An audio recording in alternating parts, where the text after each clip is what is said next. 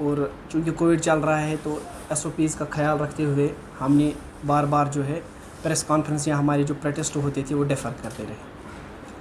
جو آج کا جو ہماری پریس کانفرنس ہے دس از آف 6 پوائنٹ ایجنڈا, اور یہ پریس کانفرنس بلانے کا ایک مقصد یہ ہے کہ ہماری بات جو ہے ایک منظم اور ایک ڈیسنٹ وے سے سرکار تک پہنچ جائے, کیونکہ حالات ایسے ہیں کووڈ کے حالات کہ ہم رسک نہیں لینا چاہتے کہ ہمارے جو امپلائیز ہیں وہ روڈوں پہ آئے.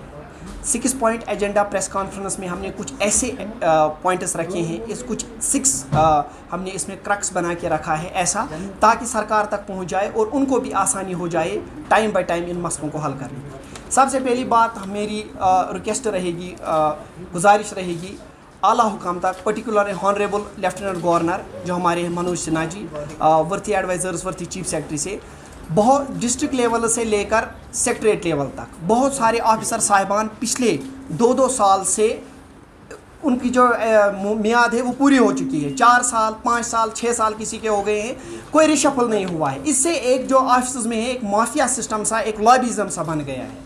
کیونکہ ہم نے بہت ٹائم ٹو ٹائم بہت سارے آفیسر سے بیوروکریٹ سے ملے, ٹاپ آفیشل سے ملے, ہم نے ان سے بہت بار یہ ریکویسٹ کی کہ آپ ایک ریشفل کیجئے باٹم ٹو ٹاپ تاکہ ایک سسٹم جو ہے سٹریم لائن ہو جائے, لیکن کہیں ہمیں نہیں لگ رہا ہے اس پہ کوئی کام ہوا. سب سے پہلی ہمیں یہ ریکویسٹ رہے گی کہ یہ کرنا ضروری ہے, لازمی ہے سرکار کو, تاکہ جو ہے مسئلے حل ہو جائے. دوسری بات, ایک امپلائی جو ہوتا ہے وہ سوسائٹی کا حصہ ہوتا ہے. ایک امپلائی جو ہوتا ہے اس کے جو مسائل ہوتے ہیں وہ ڈائریکٹلی سوسائٹی کے ساتھ ملے جلے ہوتے ہیں. اس لیے میری ریکویسٹ یہ رہے گی کہ جب ایک امپلائی کا مسئلہ ختم ہو جاتا ہے اس سے سوسائٹی کو ہی بینیفٹ ملتا ہے.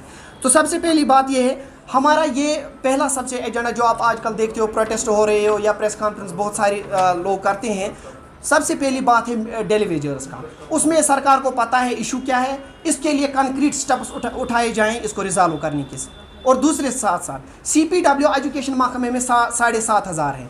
UT بننے سے آپ لوگوں کو ایک بہت بڑا نقصان ہوا ہے ایجوکیشن سیکٹر میں CPWs کا, کیونکہ ان کو اس سے پہلے فی ہم لیتے تھے, اسکولوں میں فی ریسیو کی جاتی تھی کسی بچے سے 100-150, تو اس کو جو ملا کے ہے اس فی کو ان CPWs کے جو ہے سیلریز منتھلی ویجز پرووائڈ کیے جاتے تھے. لیکن UT بننے کے بعد وہ فیس جو ہے وہ ختم ہو گئی اور اب ہم بچوں سے فی وصول نہیں کر سکتے ہیں, جس کی وجہ سے ان کو وہ 400,000 نہیں مل رہا ہے. CPWs کو 7,500 لوگ جو ہیں وداؤٹ اینی ویجز اس وقت کام کر رہے ہیں.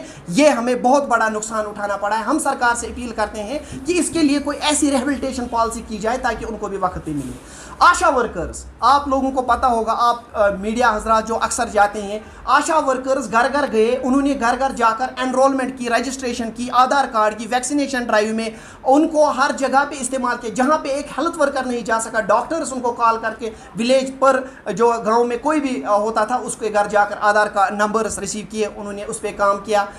فرنٹ لائن ورکرز کام کیا. لیکن بدقسمتی کی بات یہ, ہر کسی ہیلتھ ورکر کو الاؤنس دیا گیا, لیکن آشا ورکرز کو کوئی الاؤنس نہیں دیا گیا. اگر پورے ہندوستان میں ہر جگہ ملتا ہے تو JNK UT میں ایسا کیوں نہیں؟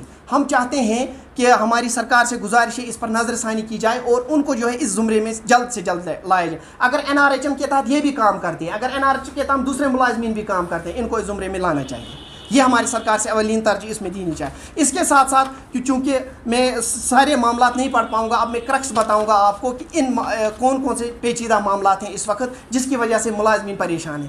ہمارے کالجوں میں کام کرنے والے PhD MPhil جو ہیں لیکچررز, کنٹریکچوئل لیکچررز کام کرتے ہیں, سرکار نے ان سے وعدہ کیا تھا.